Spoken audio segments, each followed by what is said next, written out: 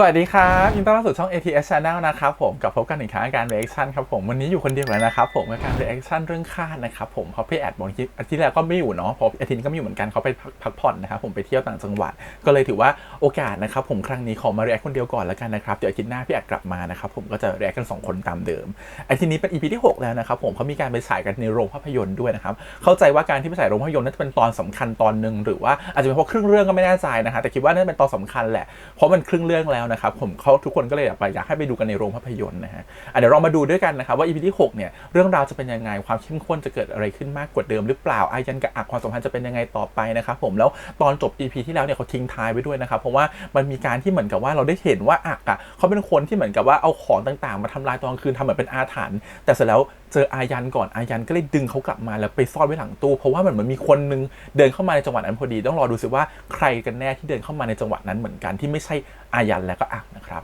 โอเคเดี๋ยวไปดูกันนะครับผมก่อนอื่นขอขอบคุณก่อนนะครับผมทาง CMTV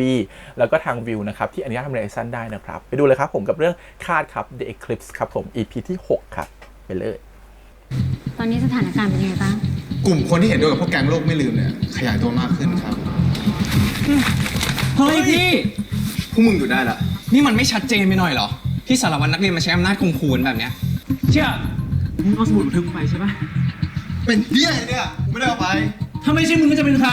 ถ้าเป็นคนยังไม่รู้ตัวนะว่าใครเอาไปอ่ะกลัวจะเป็นอาถรรพ์ซิโบโลมากกว่า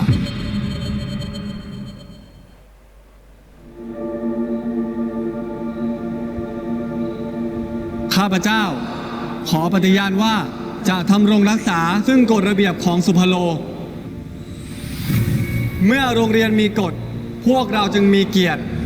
เมื่อโรงเรียนมีกฎพวกเราจึงมีเกียรติการเป็นสารวัตรนักเรียนที่ดีนั้นกฎข้อแรกก็คือต้องเห็นแก่ส่วนรวมเธอไม่ใช่แค่ตัวเธออีกต่อไปแต่เป็นตัวแทนของพวกเราทั้งหมดจุดเทียนกันอย่างกับเป็นแบบว่าอยู่ในขอบเขตเวทมนต์ลัทธิอะไรบางอย่างสารวัตรนักเรียนใหม่พร้อมไหมพร้อมครับ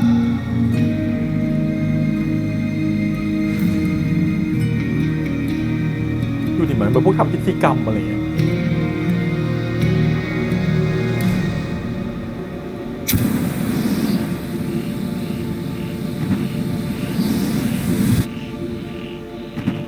เมื่อโรงเรียนมีกฎพวกเราจึงมีเกียรติเมื่อโรงเรียนมีกฎพวกเราจึงมีเกียรติเมื่อโรงเรียนมีกฎพวกเราจึงมีเกียรติ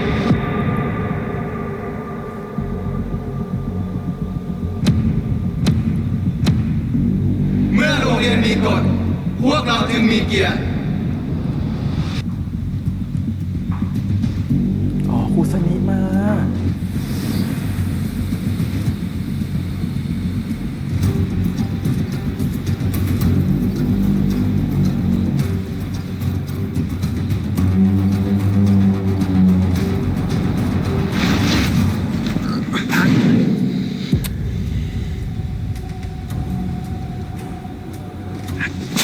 ไอ้อาร์ต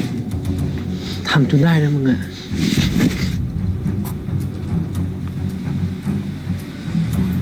จางสนี้อาจจะเป็นอาถรรพ์ก็ได้นะอย่าเพิ่งเปิดประตูเข้าไป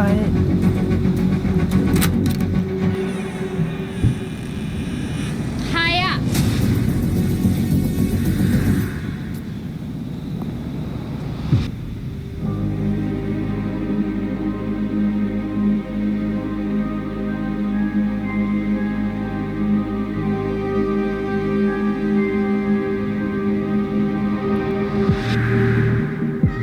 ชอบความกลืนน้ำลายมาก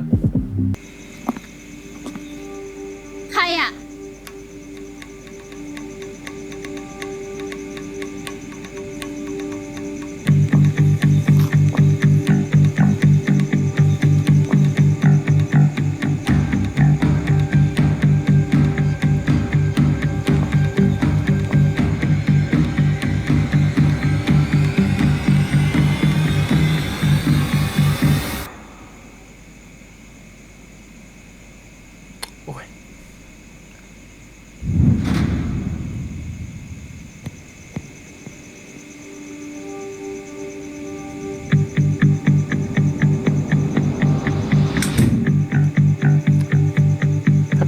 นี่คือเป็นผีนะ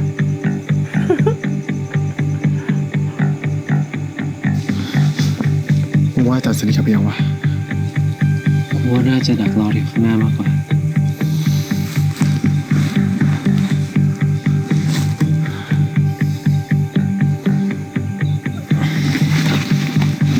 มันจะทำอะไรวะ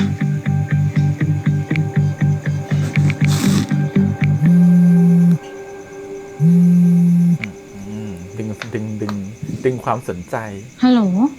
ครับอาจารย์ผมอายันนะครับ พอดีผมไม่แน่ใจว่าเมื่อตอนเย็นผมส่งการบ้านวิชาประวัติศาสตร์ปนไปกับการบ้านภาษาอังกฤษของอาจารย์หรือเปล่าครับ ไม่รู้สิ เดี๋ยวถ้ามีเนี่ย พรุ่งนี้อาจารย์เอาไปส่งอาจารย์วารีให้เองจ้ะ ผมอยากเอากลับมาแก้นิดหน่อยอะครับ ผมกลัวโดนอาจารย์วารีดุผมรบกวนอาจารย์เช็คดูให้หน่อยได้ไหมครับ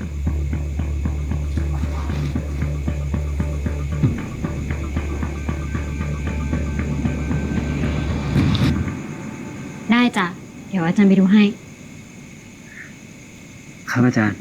ขอบคุณครับ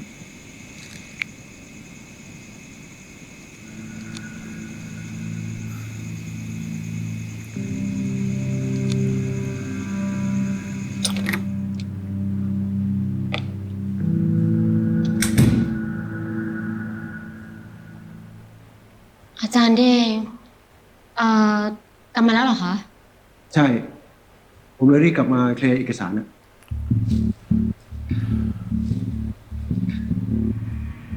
แล้วทำไมคุณยังไม่กลับ อ๋อ มาดูกันบ้านให้เด็กนะคะ เห็นบอกว่าส่งผิดวิชา ผมกลับก่อนนะ สวัสดีค่ะ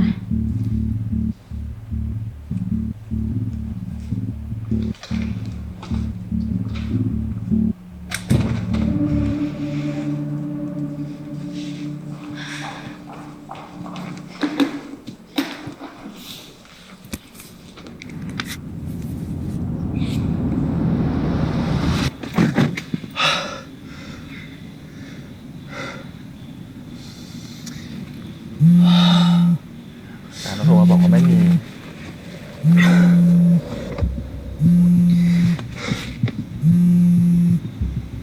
อาจารย์สนี้วะ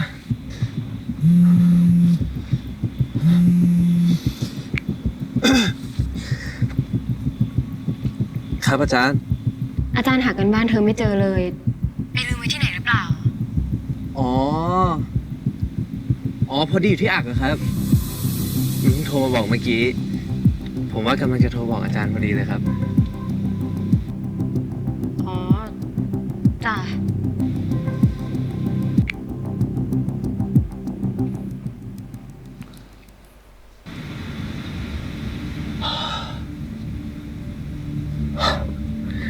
เกือบไปแล้วนะมึงอะ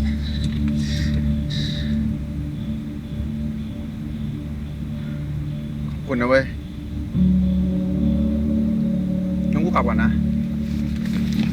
เดี๋ยวมึงเรื่องต้องเคลียร์กับกู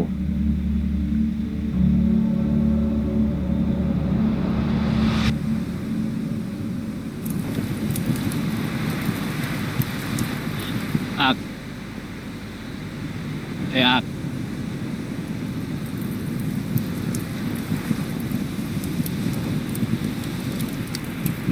มึงใช่ป่ะที่เป็นคนทำให้อาถรรพ์ของสุโพลมันกลับมา ตรงชัด พูดเที่ยอะไร มึงพูดความจริงไงอ่ะ มึงพูดความจริงกับกูได้ไหม มึงพูดกับกูได้นะเว้ย ถ้ากูจะแฉมึงอ่ะ กูทำมาตั้งแต่วันแรกที่กูเจอมึงละ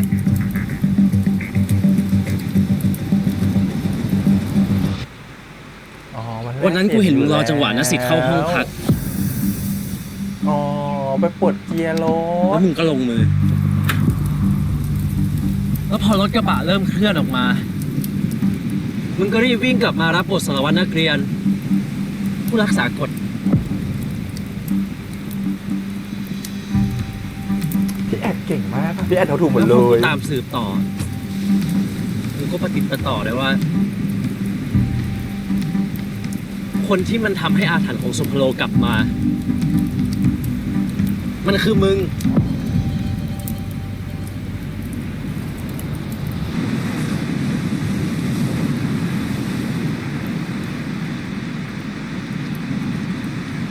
มึงทำแบบนั้นทำไมวะ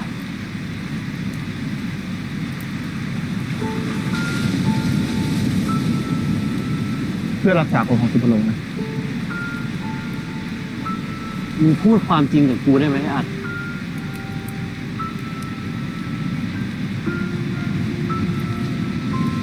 กูไม่อยากให้โรงเรียนต้องมาเสียชื่อเสียง ตอนที่คุณประธานกำหนด รักษาความดี รักษาความสงบสุข ด้วยวิธีเที่ยแบบนี้เหรอ กูแค่อยากให้มันหยุด จะบอกนะว่าต้นไม้ด้วยเหรอ กูไม่ได้อยากทำอะไรใคร แต่ที่มึงทำอ่ะ มันคือคดีอาญานะเว้ย ถ้ามีใครตายขึ้นมา มึงจะทำยังไง ตายแล้วนี่คิดว่าต้นไม้เป็นคนอื่นอยู่เลยเนี่ย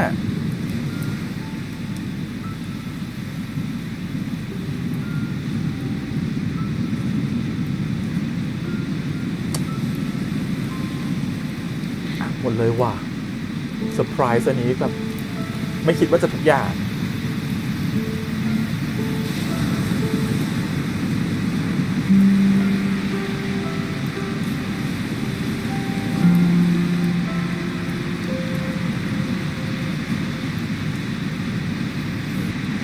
กูแค่พยายามทำทุกอย่างให้ดี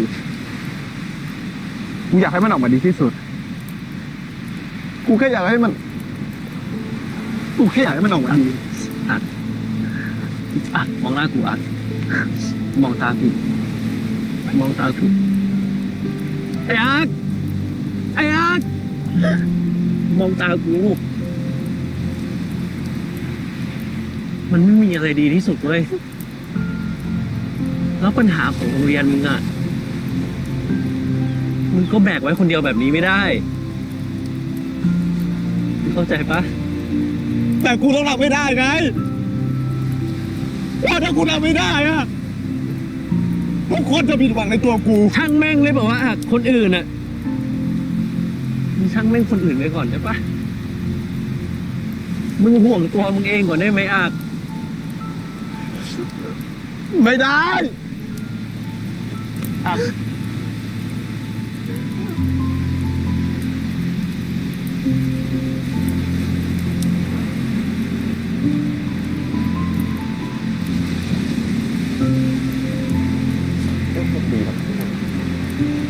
ันทีที่มึงพูดว่ามึงห่วงความรู้สึกคนอื่น มันหมายความว่ามึงกำลังทิ้งตัวเองไว้อ่ะ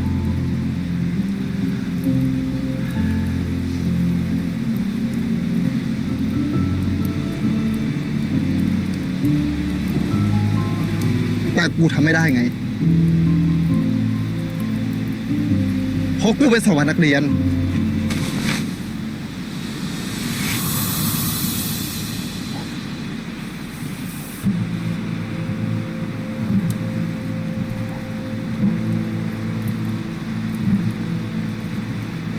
มึงอ่อนแอได้นะเว้ย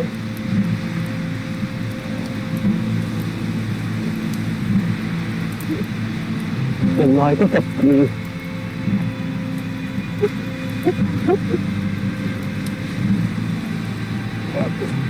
มองอย่างอาจ เป็นอันนี้ดีจังวะ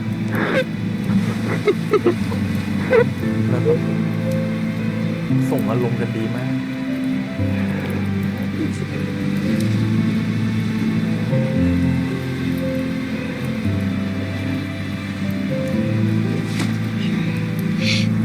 กูต้องไปละ ไอ้อาจ งอเขาหน่อยสิ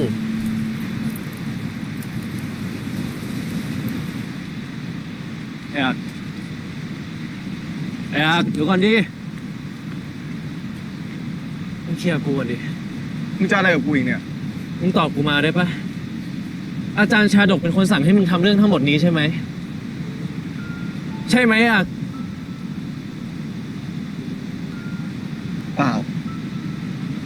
กูทำคนเดียว อาจารย์ไม่เกี่ยว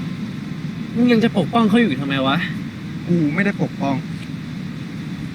กูทำของกูคนเดียว มึงเป็นเฮียอะไรของมึงเนี่ยอาจมึงโดนล้างสมองหมดแล้วเหรอ มึงต้องหยุดเรื่องนี้ ไม่งั้นกูจะแฉมึงมึงอยากชีวิตพังปะ มึงห้ามบอกใครนะ กูไม่อยากให้พ่อแม่กูเสียใจ งั้นมึงก็รับปากกูมามึงทำได้ปะรับปากกูได้เปล่า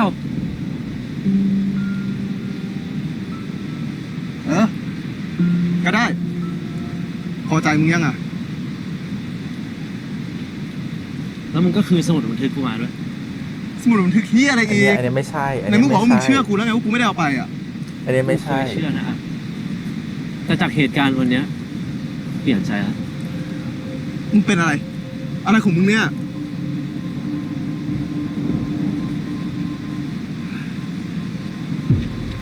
เฮ้ยเป็นเชื่ออะไรของมึงเนี่ย กู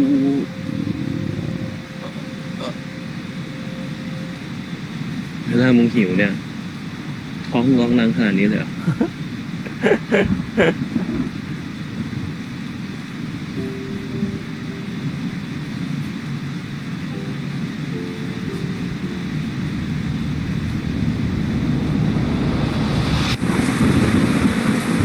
ชาลองไหมหรือทองลองกันแน่สรุป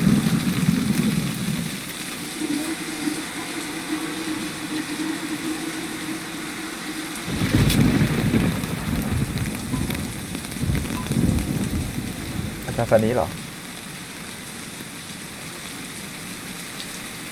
ในวัด เอ้า อาจารย์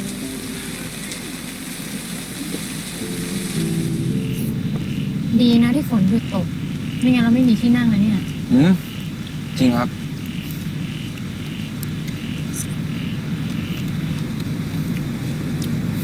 ดูท่าทางเราจะชอบอาหารแนวนี้นะ สุดๆครับแต่ปกติเนี่ย ผมไม่ค่อยได้กินอะไรแบบนี้นะครับ ทำไมล่ะ อ๋อปกติแม่ผมอะครับ เขาเป็นคนรักสุขภาพ ก็จะกินอะไรแต่พวกคีนๆนะครับ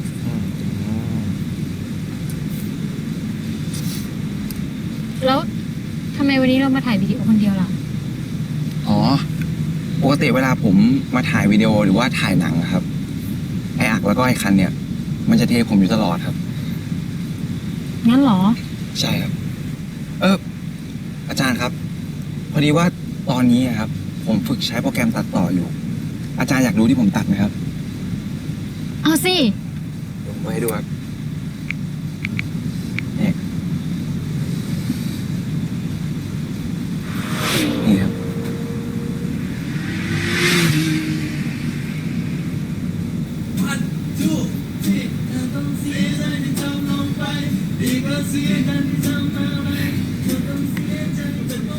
ไม่เคยเห็นมุมนี้ของแก๊งสารวัตรนักเรียนเลยนะเนี่ย จริง ๆ แล้วเนี่ยพวกผมอะครับ บ้าๆบอๆอย่างนี้แหละครับ นายคันลองอ่ะ พอนึกออก นายอักนี่สิ ไม่เคยเห็น ไอ้อักอะครับ มักจะติงปองเวลาที่อยู่กับเพื่อนสนิทครับ แล้วเขาเป็นคนแบบไหนเหรอนายอักนะ ไอ้อักมันเป็นผู้นำที่ดีอะครับ มันแคร์คนอื่นอยู่ก่อนเสมอ แต่บางครั้ง มันก็หัวอ่อนไปหน่อยครับ โดยเฉพาะกับอาจารย์ชาดกใช่ไหม ใช่ครับ อาจารย์ชาดกเนี่ยคือไอดอลของมันเลยครับ นั่นเหรอจ๊ะ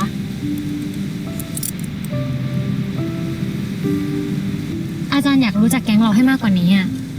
ช่วยเล่าให้อาจารย์ฟังหน่อยได้ไหม ได้เลยครับอาจารย์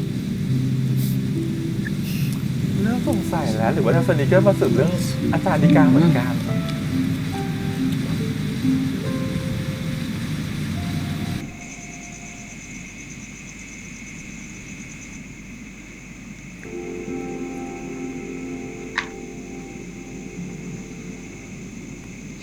มี ความสุขเขามาติวหนังสือที่บ้าน ดื่มก่อนมึง ขอบคุณนะเว้ยอันนี้ก็เกือบเสร็จแล้วแต่เดี๋ยวมึงอย่าลืมจำด้วยอ่ะเดี๋ยวตอนรายงานอ่ะ จะได้ตอบคำถามได้ แต่งานแม่งเยอะชิบหายเลยว่ะกลัวอยากให้พ่ออาจารย์ไปปรึกษาก่อนจะสั่งงานเนี่ย มันเป็นหน้าที่เราอ่ะ เราก็ต้องทำไปแล้ว ก็เพราะมันเป็นหน้าที่ไงมึงถึงต้องมาทำงานที่บ้านกูวันนี้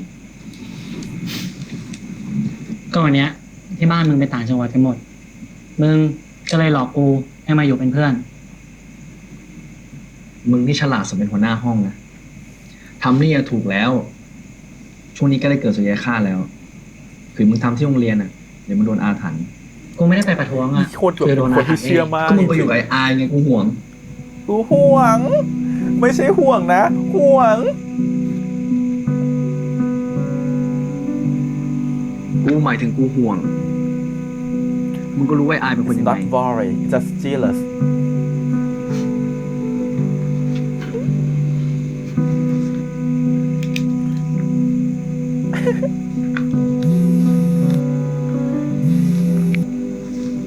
ฮัลโหลครับแม่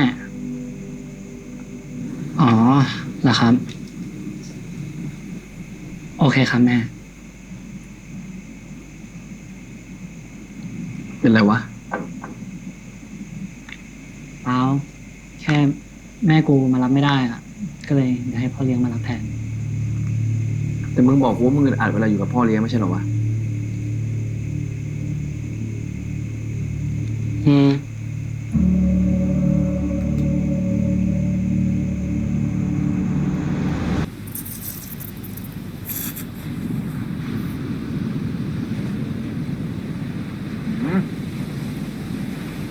เวลามึงแดกเนี่ย ไม่เหลือเขาประธานชมรมสอนนักเรียนเลยนะ มึงนี่ไม่เสือกกูสักเรื่องได้ปะ ตัวปากแจ๋วกลับมาสักทีนะถ้าสมกูเป็นมึงหน่อย อิ่มแล้วก็กลับไปดิรอที่อะไรอ่ะ กูก็รอมึงพากูไปหาสมุดบันทึกกูไง ยังคิดว่าอยู่อ่ะนี่อยู่ สมุดบันทึกอะไรของมึงอีกกูฟังถามคนรู้เรื่องเหรอวะ มึงต้องพากูไปหาทุกที่ที่โรงเรียนที่ล็อกเกอร์ แล้วก็หอมึง มึงเป็นอะไรของมึงเนี่ย กูจะไปคนทุกซอกทุกมุมจนกว่ากูจะได้สมุดบันทึกกูคืนเห็นปะ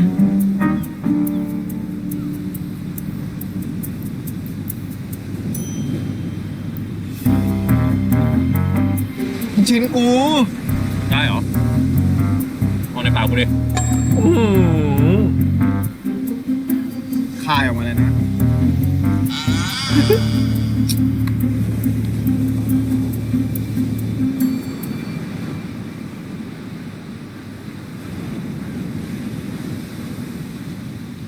ป้าแถมให้นะจ๊ะวัยกำลังโตกินเยอะๆนะ ผมครั ครับ บ เสียงก็ต่อสิจ้าน่ารักดี พูดจริงหรือพูดจริงจ๊ะ ว่าครับ ผมกับมันเนี่ย เป็นเพื่อนกันครับ กูเพื่อนนะครับ กูเพื่อน บ้านขอเพื่อนแต่ไม่ใช่แฟนนะกูเพื่อนตามสบายนะจ๊ะกูเพื่อน ป้าครับป้า ชอบ เป็นเพื่อนกันจริงๆครับ อุ๊ยไม่เป็นไรป้าไม่ว่า ชินแล้ว ป้า ชอบความแบบว่ามีความแบบว่าป้าเป็นแบบว่าสาววายกินได้ใจได้นี่ถ้าเป็นเราเห็นแบบนี้ถึงเราไม่ต้องจิ้นเราก็เอ็นดูนะ กินลูกชิ้นหน่อย ใครอ่ะแก๊งสารวัตรเหรอ มึงเนี่ย พวกสามกันมา เฮ้ย สามจันนันจัน มากับแฟนเลยดีกว่า จันนงพวกผู้ชายมาด้วย เชื่อทำอะไรอ่ะมึงจะทำให้พวกนั้นรู้ว่ามึงมา ทำไมอ่ะไม่มันรู้แล้วมันทำไมอ่ะไปไหนอีกครั้ง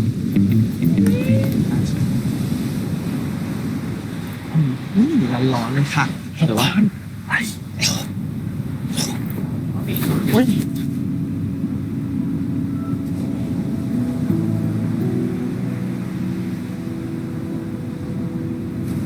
อีเมียนอีนมนั่งแยกโต๊ะนะคะเพราะว่าไม่กินรวมค่ะวันเนี้ย คนละโต๊ะหรือโอเลยจะกลับยังไงเนี่ย ตัวมึงอุ่นดีนะ มึงไม่กวนตีนนะไม่กลัวแล้วเหรอเพียงมาดิ กูหลุดจากตรงนี้ไปนะมึงเจอกูแน่คงเอาไปเลย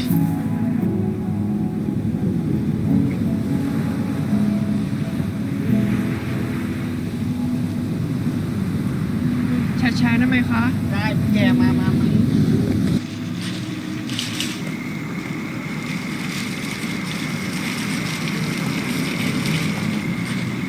แต่โดนดูถูกเรื่องนี้แน่เลยอ่ะ อ้าวทัวร์เสร็จหรือยัง เร็วๆหน่อย ครับพ่อ คันลองคือรวยมาก สวัสดีครับ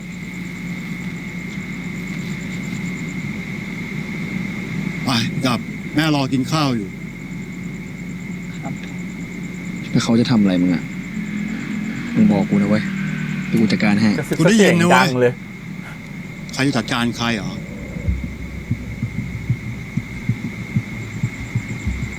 เร็วดิ แม่รออยู่ ครับ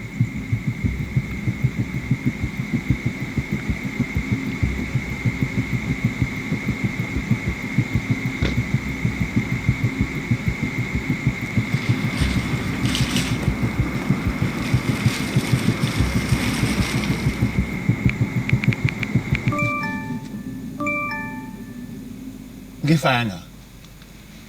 เปล่าครับ แฟนก็แฟนดิยุคสมัยนี้แล้ว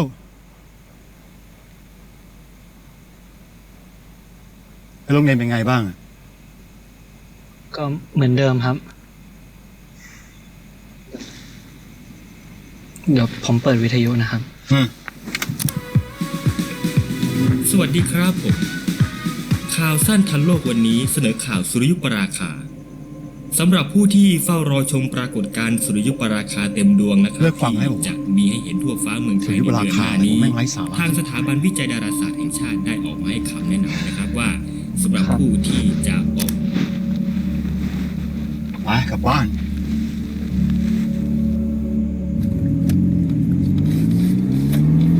เชี่ยวัดพอเลี้ยงเฮียถั่วแม่งน่ากลัวชิบหายกูว่ามันจะโดนทำร้ายปะวะ ถึงไอ้ถั่วเนี่ยมันจะดูติ่มๆนะเว้ย แต่มันไม่ได้โงู มันเอาตัวรอดได้อยู่แล้วไม่ต้องเป็นห่วงมันหรอก ไม่ห่วงได้ไงวะ มึงต้องมาเห็นหน้าพ่อเลี้ยงมันเหมือนที่กูเห็นก่อน เดี๋ยวนี้เนี่ย มึงดูห่วงไอ้ถั่วมันเลยแปลกๆนะเว้ย เออ แปลกตรงไหน กูไม่ได้แปลกกูปกติ เมื่อก่อนเนี่ย แค่มันเดินเฉียดเนี่ย มึงก็ด่ามันแล้ว มึงกลัวคนอื่นเขาว่ามึงเนี่ยเป็นคู่เกย์ในตำนานไม่ใช่วะ มึงเจอเฮียอะไรของมึงเนี่ย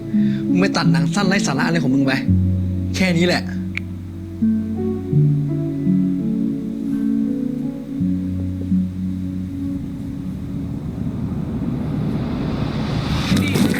เอาไงอ่ะจะยังเฮ้ยขลอมหยุดขลอม แค่นี้มึงต้องให้เมียมาช่วยด้วยเหรอวะ เฮ้ย โอ้ยถั่วเบาๆดิ มึงก็อย่าขยับดี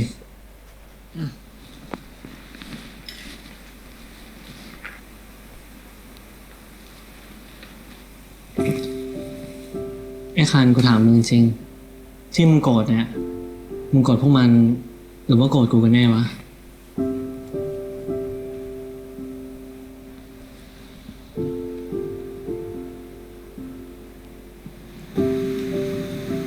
กูจะโกรธมึงแน่ไว้ถั่ว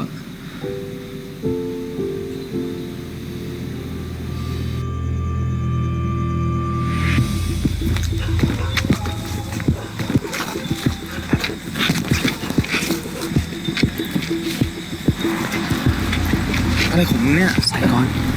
ใส่ทำไม ใส่ก่อน ใส่ทำไม เดี๋ยวมึงอะพางตัวเข้าไปหายาม ส่วนกูจะอ้อมไปอีกฝั่งโอเคปะ ไ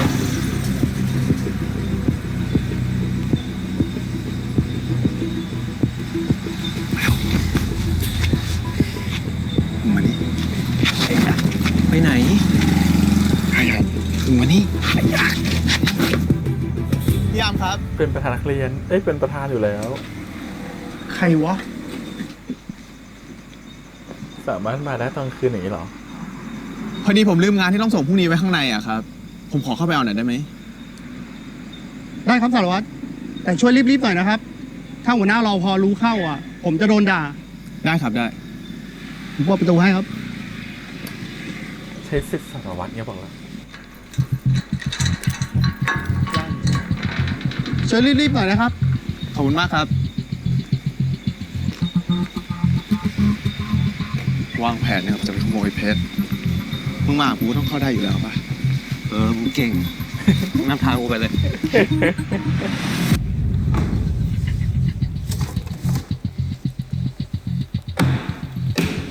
กางแขนออกดิ มึงจะทำอะไร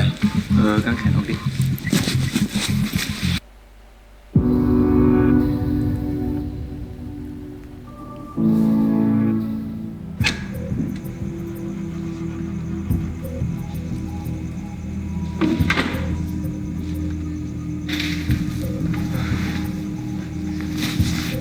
กูบอกมึงแล้วกูไม่ได้เอาไป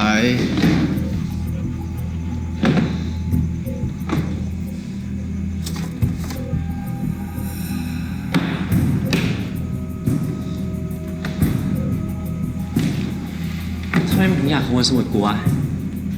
กูเคยคิด แต่กูไม่ได้เอาไป โรงเรียนมึงนี่แม่ง ไว้ใจไม่ได้สักตัวเลยเหรอ แล้วทำไมสมุดบันทึกมันถึงสำคัญกับมึงขนาดนั้นวะ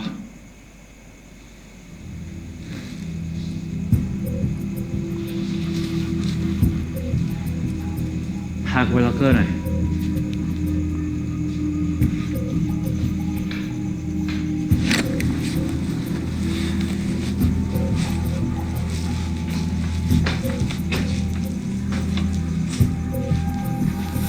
เปิดล็อกเกอร์มึงดิ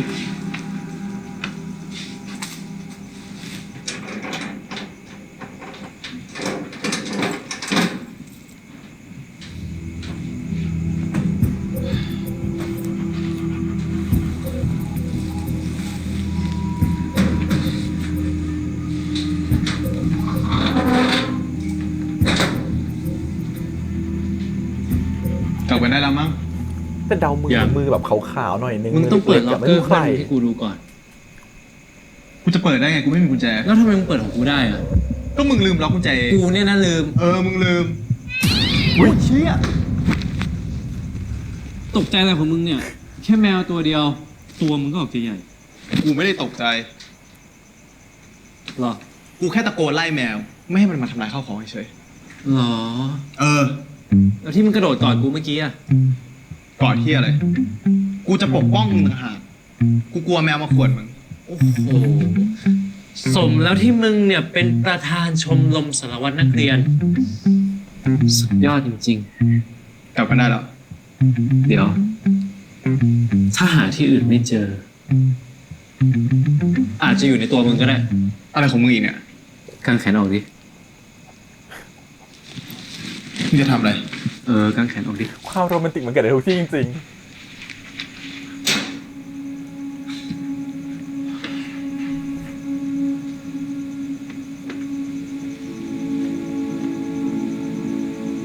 กูพอได้แล้วมั้ง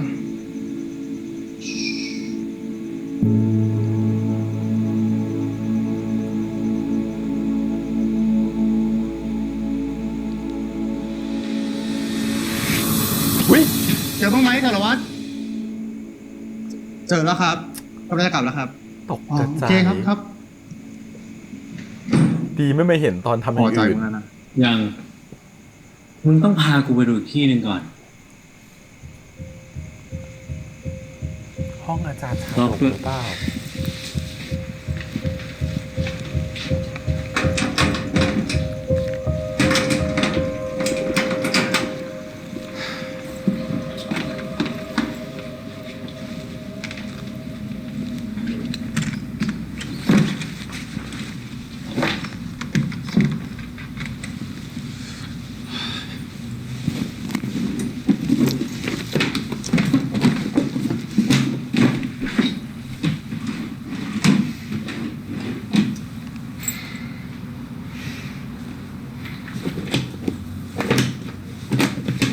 มึงลือแล้วมึงเก็บไว้นะเว้ย ถ้ามึงไม่อยากให้กูลื้ออะมึงก็บอกมาดิว่าอยู่ไหน ก็กูบอกไม่มีไง มึงรีบๆกลับไปได้แล้วป่ะ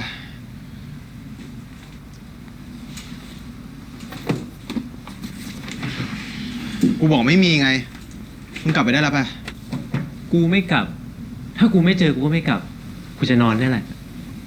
แล้วถ้ามึงไม่ให้ความร่วมมือนะ กูก็จะแฉเรื่องของมึง ขู่เขาตลอด ทำไมมึงถึงดื้อขนาดนี้วะ ก็ชอบมึงไง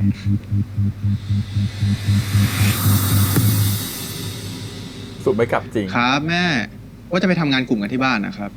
เห็นไอ้วัดบอกว่าจะถ่ายคลิปวิดีโออะไรสักอย่างเนี่ยนะครับ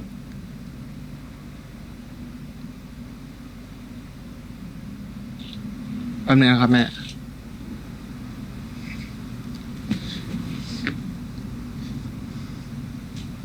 ฮัลโหลครับ มาแล้วครับแม่ น่าจะไปกัน4 คนครับ แต่อักว่าอักน่าจะไปก่อนสักคืนหนึ่งอ่ะ เผื่อว่าจะไปช่วยแม่จัดห้องด้วย น่าจะได้ค้างสักคืน2 คืนแหละครับแม่ ครับ คิดถึงพ่อกับแม่นะ ไว้เจอกันครับ คุยกับพ่อกับแม่ตะมูตะมีจังนะมึงอะ น่ารักเนาะ ที่คุยกับกูไม่เห็นเป็นงี้บ้างเลย ต้องแยกก่อนนะเธอเป็นใคร แล้วมึงเป็นพ่อแม่กูอะ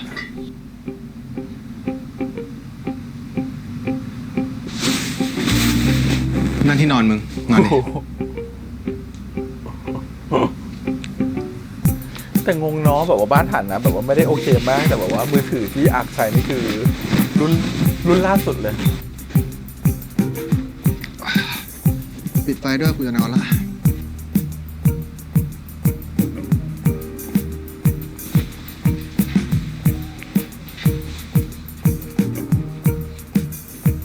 มึงออกไปดิกูขนลุก อุ้ยถีบแรงมาก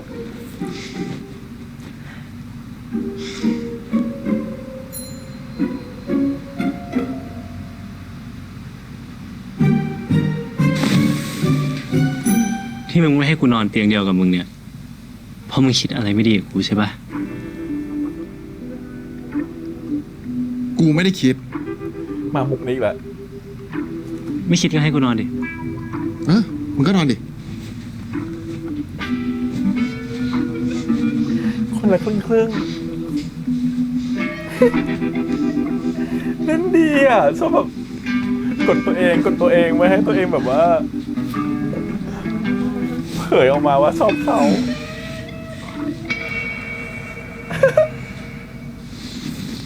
ถ้ามึงเข้ามาใกล้กูอีกกูต่อยมึงแน่ มึงกล้าเหรอ มึงต่อยกูจูบอันนี้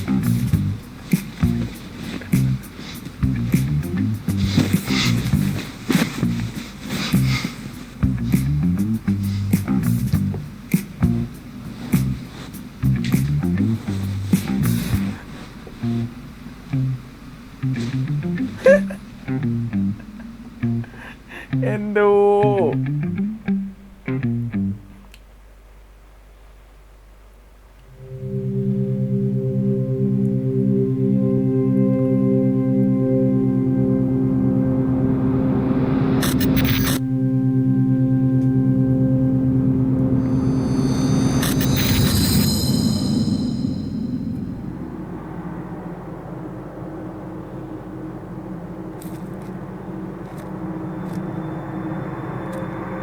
นะครับ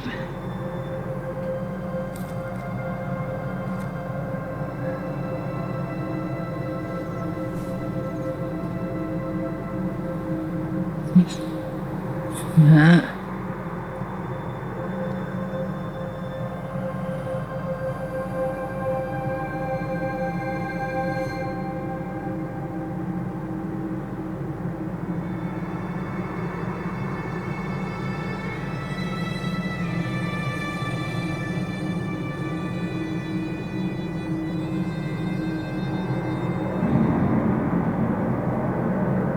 เฮ้ย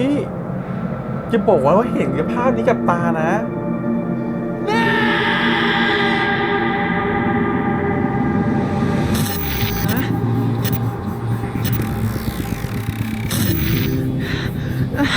ไ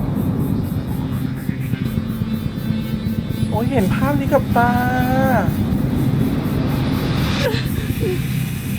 อย่านะ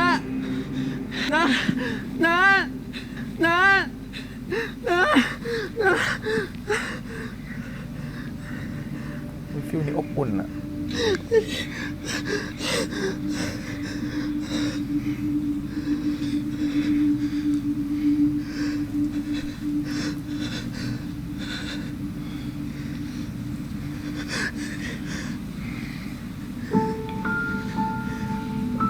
ใครบอกว่าอายันเป็นเมะจริงๆอักก็ดูเมะได้อยู่นะ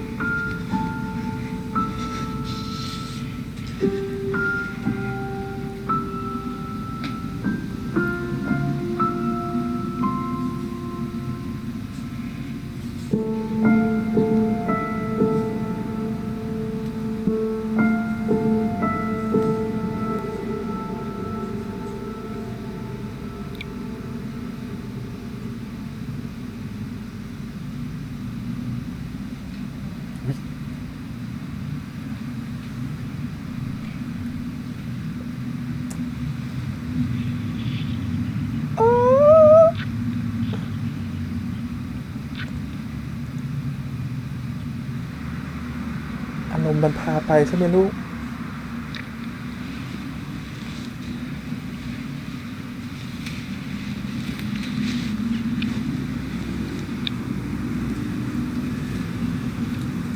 ไม่มีใครผละออกเลยลูก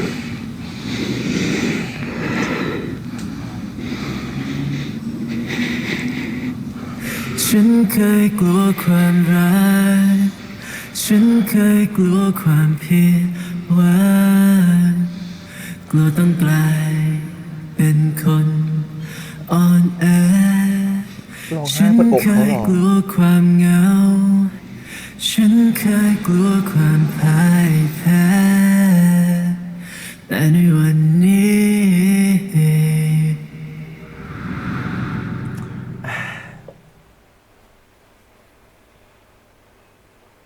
บางทีกูก็แปลกใจนะทำไมคนพวกนั้นถึงคิดไม่เหมือนพวกเราวะ หน้าที่ของสารวัตรนักเรียนก็คือทำทุกอย่างให้สุภโลยังคงเป็นสุภโลอยู่ เธอคงไม่ลืม มึงเคยพูดกับกูไว้มึงทำได้ไหมมึงอ่อนแอได้นะเว้ย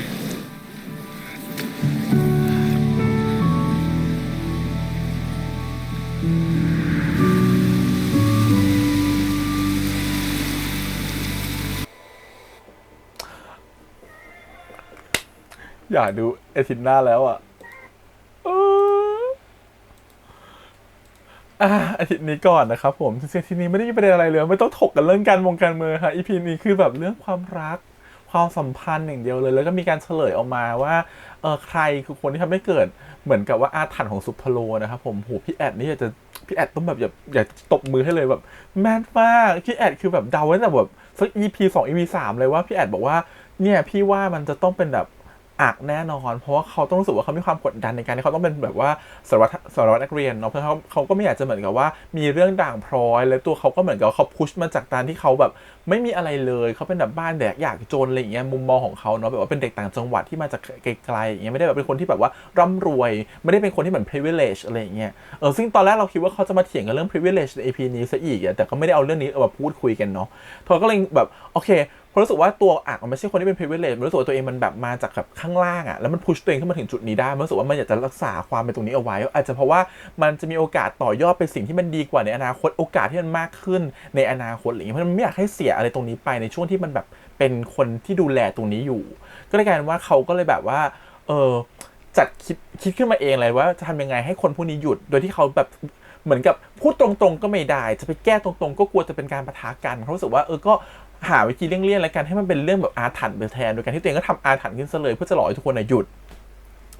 แต่จริงๆสิ่งที่เขาทำมันก็มีบางอย่างที่ทำเลยโดยที่มันลืมพื้นฐานของความว่าพอดีไปนะเพราะบางอย่างที่เขาทำมันก็เหมือนกับโหมันถ้าสมมติรถมันไหลมาแล้วมันชนหรือไอ้กระถางต้นไม้ผลักลงมาแล้วมันโดนหัวนั่นคือแบบมันเป็นอาชญากรรมได้เลยนะมันคือการหวังให้ตายได้เลยอะไรเงี้ยมันแบบเพราะฉะนั้นเหมือนกับที่ตัวของตัวอายันบอกว่ามันเป็นผิดกฎหมายอาญาได้เลยในสิ่งที่ทำอยู่ตอนนี้อะไรเงี้ยถ้าทุกคนไปฟ้องอะไรเงี้ยเพราะฉะนั้นก็เลยกันว่าพออายันรู้ความจริงก็เลยแบบมีข้อต่อรองในตัวนี้กับอักอยู่ว่าอักต้องทำตามอายันแหละเพราะฉะนั้นก็เลยพยายามจะเหมือนกับว่า EP นี้พยายามจะเหมือนกับว่าตัว อักเนี่ยก็ต้องทำหลายๆอย่างทำตามที่อายันบอกซึ่งหลักๆที่เราจะเห็นกันใน EP นี้ก็คือว่าการที่อายันเนี่ยจะรู้ว่าตกลงใครกันแน่ที่เอาโน้ตบุ๊กไปเพราะว่าพอเขาเห็นอักเป็นคนแบบนี้เขาก็ปักใจเชื่อว่าอักเป็นคนเอาไปแต่พอไม่ไปหาแล้วว่าก็หาไม่เจอไม่รู้ว่าตกลงโน้ตบุ๊กใครเอาไปก็เลยคิดว่ามันต้องเป็นคนอื่นแหละแล้วก็เลยคิดว่าเหลือเป็นนโมหรือเปล่าหรือใครหรือเปล่าที่เป็นคนแบบ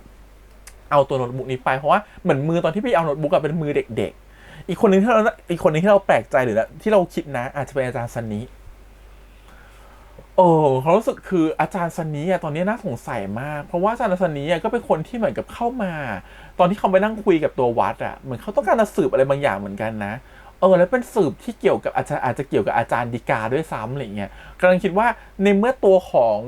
งอายันเข้ามาสืบเรื่องนี้เหมือนกันในนามของตัวเขาเป็นหลานเนาะเราคิดว่าซันนิอาจจะมีความสัมพันธ์อะไรบางอย่างกั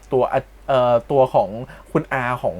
งอายันก็ได้ตัวอาจารย์ฎีกาก็ได้เพราะฉะนั้นการที่เขาเข้ามาเนี่ยมันอาจจะมีอะไรแอบแฝงเหมือนกันที่เขายังไม่บอกเราเพราะสายตาดูเป็นประกายมากตอนคุยกับวัดคุยอะไรอย่างเงี้ยรู้สึกว่าตรงเนี้ยมีเป็นความเป็นไปได้ว่าอย่างน้อยอาจจะไม่ใช่เกี่ยวกับอาจารย์ฎีกาก็ได้แต่เกี่ยวกับว่าการที่เขามาครั้งนี้เขาต้องสืบอะไรบางอย่างเหมือนกันนั่นก็ทำให้เขารู้สึกว่าเพราะเลยมีเหตุผลมากพอที่จะเป็นไปได้ที่เขาจะไปเอาโน้ตบุ๊กของตัวอายันมาเพราะถ้าคิดมากกว่านี้ก็คิดไม่ออกแล้วแหละเพราะว่ามือมันค่อนข้างขาวคงไม่ใช่อาจารย์ชาดกแน่นอนอะไรเงี้ยแต่ไม่รู้ว่าเป็นใครกันแน่นะแต่พยายามจะเดาให้มันแบบกว้างๆเข้าไว้ก่อนทีนี้พอตัวอายันเขามีเรื่องให้ขู่อักแล้วเขาก็ขู่อักเอานะครับผมสุดท้ายคือแปลว่าเหมือนกับแบบไปหาถึงห้องก็เสียต้องไปนอนห้องเขาไม่ยอมกลับนะครับกลัวว่าเขาจะเต้นตุกติกอะไรก็เลยเป็นฉากโรแมนติกซีนดีๆในช่วงตอนท้ายของเรื่องนะครับที่2คนเล่นด้วยกันเนาะมันทำให้เห็นว่าจริงๆแล้ว2คนมันมีอะไรบางอย่างที่มันชอบกันแล้วแหละแต่มันยังไม่รู้ว่าสิ่งเนี่ยมันเรียกว่าความชอบหรือเปล่ามันนิยามลงไปหรือเปล่าว่านี่คือความชอบเราจะเห็นว่าตัวอายันเขาเป็นห่วงอักแบบมากๆเลยนะเขารู้สึกว่าเขาไม่อยากให้อักเจอเรื่องไม่ดีแล้วไม่อยากให้อักลืมความเป็นตัวเองไปเขาคิดไปถึงขั้นว่าจริงๆอักตอนนี้ที่เป็นอยู่โดนอาจารย์ชาดกกับกล่อมประสาทหลอนประสาทหรืออารมณ์ว่าแบบเหมือนล้างประสาทไปเรียบร้อยแล้วว่าให้เป็นพวกอาจารย์ชาดกอะไรเงี้ยเขาพยายามจะคาดคั้นว่าตกลงที่ทำทั้งหมดเนี่ยทำด้วยตัวเองจริงๆหรอหรือเป็นอาจารย์ชาดกสั่งเพราะเขาไม่เชื่อว่าจริงๆแล้วเนี่ยตัวอย่างอักจะทำอะไรแบบนี้แต่สุดท้ายอักก็ยังยืนการว่าเป็นเรื่องของเขาจริงๆแล้วเขาคิดเองอะไรเงี้ยเพราะว่าเขาก็กลัวเหมือนกันแหละลึกๆเขากลัวนะแต่เขาก็อยากต้องทำสิ่งนี้เพื่อให้รู้สึกว่าไม่อยากให้มันมาเสียหายหรือเป็นเรื่องไม่ดีในรุ่นของเขาจนอายันก็คิดว่าสิ่งที่อักทำมันทำจนเกินความพอดีมันเกินตัวเองและอย่างหนึ่งคือมันการทำร้ายตัวเองทางอ้อมเพราะอะไรเพราะการที่เราหวังดีกับคนอื่นมากเกินไปเราพยายามจะช่วยคนอื่นมากเกินไปเอาความทุกข์ของอื่นมาเก็บไว้ในตัวแต่มันลืมความเป็นตัวเองไปมันลืมสิ่งที่ตัวเองต้องการไปมันลืมโปรเทคหัวใจตัวเองนั่นคืออายันเขาเลยกลัวว่าเฮ้ยอักทำแบบนี้มันเหมือนกับว่ายูกำลังสูญเสียความเป็นตัวเองไปนะและยูกำลังทำตามหรือสิ่งที่ตัวอยู่กังวลกับสายตาคนรอบข้างที่มองเข้ามาหรือความคาดหวังของคนอื่นที่มองเข้ามาอะไรเงี้ยจนเสื่อมเสียความเป็นตัวเองไปตรงนั้นอายันคือสิ่งที่อายันเขากังวลแล้วพอเหมือนกับพอพูดตรงนั้นเราจะเห็นแววตาที่ตัวของน้องเขาตังเขาเล่นเป็นอายันเหมือนเขาเป็นห่วงตัวอักมากๆมันแบบมันเป็นห่วงแบบรู้สึกว่าเฮ้ยแกต้องมองฉันได้แกต้องอยู่กับฉันแกต้องเข้าใจฉันแกต้องเข้าใจตัวเองมากกว่านี้แกต้องรักตัวเองมากกว่านี้อะไรเงี้ยชอบตอนที่เหมือนกับว่าอักเสียศูนย์ไปแล้วเหมือนกับแบบไม่แบบกังวลมากร้องไห้อะไรเงี้ยแล้วก็กลัวจะเป็นความผิดอาญามากแล้วเหมือนกับอายันก็ดึงหน้ามาแล้วบอกให้มองตาบอกว่ามองตาฉันสิมองตาฉันสิมองตาฉันก่อนอยู่กับฉันก่อนอะไรเงี้ยอย่างน้อยนะถ้าไม่มีใครในโลกเลยที่อยู่กับเธออยู่กับฉันได้ถ้าเธอมีความทุกข์เธอระบายให้ฉันฟังได้ถ้าเธอเสียใจเธอบอกฉันได้ฉันคนนี้จะอยู่กับเธอความรู้สึกคือมันเป็นประโยคที่ค่อนข้างเฟิร์มมากๆแล้วมันทำให้บอกว่าคาแรคเตอร์ของอายันมันคาแรคเตอร์ที่แบบถึงจะบอกว่าเมคก็ได้จะเป็นรู้สึกว่าเขามีความเป็นแบบผู้นำที่สูงมากแล้วก็เป็นแบบรู้สึกว่าในเวลาอยู่ด้วยกัน2คนเขาค่อนข้างที่จะเป็นคนที่ลีดเดอร์ตัวอักพอสมควรแต่ก็ทำให้รู้สึกว่า EP เนี่ยค่อนข้างบาลานซ์นะเปิดมาด้วยความที่ตัวเหมือนกับอีกคนนึงเหมือนนำอีกคนนึงนะอีกคนนึงเป็นที่พึ่งอีกคนนึงแต่ในบางเวลาบางโมเมนต์ของชีวิตตัวอักเขาก็อาจจะเป็นที่พึ่งของตัวอายันได้เหมือนกันพอถึงพาร์ทความฝันอายันเขาก็ฝันถึงเรื่องที่อาเขาตายเราเพิ่งเห็นว่าเฮ้ยเขาเป็นคนที่เห็นอาตายต่อหน้าต่อตาเพราะมันต้องช็อกยิ่งกว่าคนที่มันเพิ่งรู้ว่าอาตายอีกมันต้องช็อกเพราะเราเห็นเขาตายต่อหน้าต่อตาเพราะฉะนั้นมันเลยเป็นความแค้นสะสมมากเป็นความโกรธมันเป็นความเสียใจมันเป็นความแบบคิดถึงอะไรบางอย่างอยู่ซึ่งมันก็เป็นพาร์ทหนึ่งที่เขาเรียกว่าพาร์ทอ่อนแอของตัวอายันเพราะฉะนั้นเนี่ยเวลาที่เขาอยู่ด้วยกันบนเตียงหรืออะไรแบบนี้มันพอเขาฝันเนี่ยมันเหมือนกับแบบเขาต้องนอนจมความทุกข์ตลอดเวลาที่เราบอกอีพีก่อนว่าตัวละครอายันเป็นตัวละครที่เฟลนะมันสูญเสียทุกอย่างมันไม่มีอะไรเหลือแล้วหัวใจแต่มันต้องแกล้งทำเป็นว่ามันเข้มแข็ง แล้วมันอยากจะโชว์ความอ่อนแอนั้นให้ใครสักคนหนึ่งแต่มันยังไม่ไว้ใจใครที่จะโชว์ความอ่อนแอนั้นได้แล้วอยู่ดีวันนี้มันไว้ใจแล้วมันไว้ใจตัวของอักแล้วว่ามันจะเป็นคนที่ดีพอที่ตัวอายันจะสามารถเผยความอ่อนแอของตัวเองออกมาได้แล้วเหมือนกับว่าอักก็เหมือนกับแบบเข้ามาปลอบประโลมซึ่งในพาร์ทเนี้ยอักก็ดูเป็นเมะแทนอะไรเงี้ยความรู้สึกคือสองคนนี้มันดูเรื่องพยายามแบบไม่ได้บอกไปตรงแบบตรงไปตรงมาว่าใครเป็นเคใครเป็นเมะอย่างเงี้ยให้มันดูคุมเครือเข้าไว้แบบตัวละครยังงงเองเลยว่าใครเป็นเมะใครเป็นเคอะไรเงี้ยแต่รู้สึกว่าเมื่อความสัมพันธ์มันเกิดขึ้นแล้วบางครั้งมันไม่มีใครมากำหนดหรอกว่าใครจะเมะใครจะเคมันเป็นเรื่องบนเตียงมันเป็นเรื่องแค่ว่ามันเป็นโพสิชันบนนั้นแต่เรื่องความสัมพันธ์มันคือความเป็นห่วงเป็นใยกันมันเป็นเรื่องของความสัมพันธ์ที่มันมากกว่านั้นที่มันไม่ใช่แค่เรื่องของแบบว่าการเป็นเมะหรือเคเพราะฉะนั้นเขารู้สึกคือมันก็ตอบได้ดีว่าวันหนึ่งตอนแรกคนหนึ่งก็เป็นที่พึ่งได้ในจังหวะบางวันเหมือนจังหวะบางวันเวลาอีกคนหนึ่งก็เป็นที่พึ่งให้อีกคนหนึ่งได้เหมือนกันอย่างเงี้ยชอบก่อนที่กอดนอนตอนสุดท้ายคือเฟิร์มมากแล้วเสียงคือแบบสะอื้นนึกว่าตกลงอะไรวะเขามีอะไรกันหรอ2คนอะไรเงี้ยเป็นเสียงสะอื้นที่คนหนึ่งร้องไห้รู้สึกคือเขาทำออกมาได้ดีนะในการที่ให้อารมณ์เปิดอารมณ์ปิดมีความต่อเนื่องกันเนาะให้เห็นความเปรียบเทียบว่าคนนึงก็เป็นห่วงคนนึงก็เป็นห่วงเหมือนกันแล้วทำให้เห็นว่า2ตัวละครตัวเนี้ยมันรักกันแล้วลึกๆมันรักกันแล้วแต่แค่ตัวอาญานี่ชัดมากแต่อักมันยังไม่ยอมเผยความรู้สึกของตัวเองเพราะว่ามันเหมือนมีหน้าที่บางอย่างที่มันต้องรับผิดชอบแล้วมันก็ไม่อยากจะสูญเสียหน้าที่นั้นไปอะไรอย่างเงี้ยก็ทำให้เห็นว่าโอเคความสัมพันธ์2คนมันพัฒนาขึ้นแล้วก็มันมีเรื่องของจำเนียนที่ไปเจอเนาะแล้วเหมือนกับว่าตัวอักก็กลัวคนอื่นจะรู้ก็ต้องมานั่งแอบก่อนอะไรเงี้ยสุดท้ายเขาไม่ได้กินอะไรวันนั้นนะฮะป้าสาวายคือทำมาให้กินแต่คือไม่ได้กินเพราะว่ามาเจอจำเนียนก่อนนะครับแก๊ง3จำของเราทีนี้มาพูดถึงอีกคู่หนึ่งคือคันลองนะครับผมกับตัวถั่วพูชัดมากนะครับผมคันลองคือชอบถั่วพูมีพูดด้วยคำว่าห่วงนะฮะไม่ชอบให้ถั่วพูไปอยู่กับตัวของอายันบ่อยอะไรเงี้ยเขาเรียกว่าอายเนาะไม่อยากให้วิวอายบ่อยๆแล้วก็สิ่งที่ตัวของคันลองคือเขารู้สึกผิดในช่วงที่เวลาผ่านมาเพราะจริงๆเขาเริ่มรู้สึกตัวแล้วว่าเขารู้สึกดีกับคนนี้แล้วเขารู้สึกเขาจากคนนี้ไปไม่ได้เขารู้สึกความเป็นห่วงเป็นพิเศษอะไรเงี้ยถึงขนาดเขาไปหาวัดระบายนู่นระบายนี่แบบเป็นห่วงตัวของถั่วพูมากๆอะไรเงี้ยแล้วยังมีเรื่องของพ่อของถั่วพูอีกที่มันเป็นพ่อเลี้ยงเนาะดูเหมือนพ่อเขาจะดุนะแต่รู้สึกว่าเขาเป็นคนที่เข้าใจอะไรต่างๆง่ายมากๆแล้วเป็นคนที่ทันสมัยอยู่พอสมควรแล้วรู้สึกว่าเขาเปิดใจด้วยซ้ำอย่างเงี้ยกับตัวของถั่วพูแล้วเขาก็เหมือนเขามีการพูดบอกว่าแฟนใช่ไหมล่ะมีแฟนไม่เป็นไรหรอกมันขนาดนี้แล้วโลกสมัยใหม่อย่างเงี้ยรู้สึกว่าจริงๆแล้วเขาเป็นแค่คนที่ห่วงถั่วพูมากจนเกินไปหรือห่วงเขาจะรู้ก็ได้ว่าถั่วพูเป็นแบบ LGBT อะไรเงี้ยเพราะเขารู้สึกว่าเขาเลยเป็นห่วงมากขึ้นรู้สึกกังวลมากขึ้นอะไรเงี้ยแต่เขาไม่รู้เขาจะแสดงออกความสัมพันธ์นั้นยังไงเขาไม่รู้แสดงออกความรักนั้นยังไงมันก็เลยออกมาเป็นเหมือนกับคนดุเราคิดถึงพ่อเราเลยพ่อเราก็หน้าตาแบบเนี้ยคือดุอะไรเงี้ยเหมือนจะเป็นคนดุจริงๆเขาเป็นคนแบบจริงๆแล้วเป็นคนใจดีคนเป็นห่วงเป็นใยคนเป็นคนอบอ้อมอารีอย่างเงี้ยแต่บางทีเราไม่ได้เห็นพาร์ทนั้นเพราะเรารู้สึกว่าเรามีกำแพงอะไรบางอย่างที่รู้สึกว่าเขาเป็นคนที่แบบดูน่ากลัวจังเป็นคนที่แบบดูไม่เข้าใจเราเลยอะไรเงี้ยเพราะมันมีกำแพงเคลือบอยู่แต่พอรู้สึกว่าแต่พอจริงๆแล้วเรารู้สึกว่าคนเป็นพ่อน่าจะมีความเป็นห่วงตัวถั่วพูมากพอสมควรนะต้องรอดูเลยว่าแบบต่อไปเขาจะพูดถึงพาร์ทนี้ยังไงระหว่างความสัมพันธ์ระหว่างพ่อลูกนะคะ2คนนี้แต่ก็มีความติดอยู่นิดนึงนะตรงที่เหมือนกับว่าตัวอักใช้มือถือซะแบบรุ่นทันสมัยมากเขารู้สึกคือแต่คือเขาไม่ได้เป็น privilege เขาเป็นคนที่แบบมาจากต่างจังหวัดอะไรเงี้ยรู้สึกว่าแต่เขาก็ใช้ของแพงอยู่อะไรเงี้ยค่อนข้างแบบงงกับตัวละครนิดนึงว่าตกลงนี่อีมือถือแบบนี้มันมาได้ยังไงหรือจริงๆเขาก็มีกระตังแหละถึงส่งลูกมาเรียนที่นี่ได้อะไรเงี้ยแต่เขาก็รู้สึกว่าเขาก็เป็นคนที่ถีบตัวเองมาจากข้างล่างจริงๆอย่างเงี้ยเพราะเขาก็ต้องการที่จะแบบไปสู่จุดที่มันดีกว่าในชีวิตเขาตอนนี้แบบนั้นทีนี้ต้องชมการแสดงระหว่างเขาตังกับเฟิร์สแล้วรู้สึกว่าฉากที่ตอนอยู่แบบตอนที่เหมือนกับว่าช่วงแรกของ EP เนาะช่วงแรกของ EP เนี่ยที่เขาแบบระบายความในใจกันแล้วพูดถึงเรื่องแบบว่าสิ่งที่อักกำลังทำไม่ดีลงไปอะไรเงี้ยความผิดอาญาร้ายแรงที่เขาทำไปเงี้ยมันเป็นยังไงทำไมต้องทำแบบนั้นรู้สึกว่ามันเป็นพาร์ทที่2คนเล่นด้วยกันแล้วมันเหมือนเขาเปิดใจตรงกันแล้วมันซิงค์มันส่งกันดีมากเหมือนกับ